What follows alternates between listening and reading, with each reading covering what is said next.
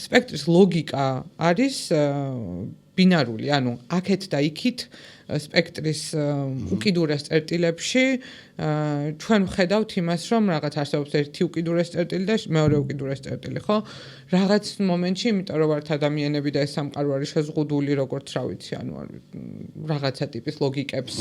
ექვემდებარება, ისე ექვემდებარება აი ამ შეზღუდულობას ისიც, რომ სპექტრის აქით და იქით გვაქვს უკიდურესი მასკულინობა, ასე რომ ავიღოთ და უკიდურესი ფემინურობა და ყველაფერი რაც შუაში არის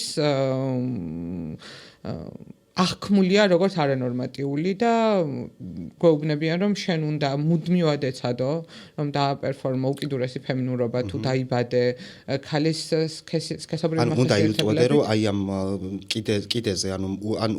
ულტიმატ ფემინურობამდე მიხვიდე ან ულტიმატ მასკულინურობამდე ხო ეგ არის მთელი ლოგიკა ამ ბინარული იმის მოცემულობის კი და თუ არ ცდილობ ან საკმარისად არ ცდილობ ან თუ არ გიწყობს სხვადასხვა მახასიათებლები ხელს რომ ეცადო ან თუ არ შეგიძლია რომ ეცადო, ან თუ არ გინდა რომ ეცადო, ნებისმიერ შემთხვევაში არ ხარ არც ქალი, არც კაცი და მაშინ საერთოდ ხდება ამ რაღაცა დეჰუმანიზაცია შენი და შენ აღარ მოგემართება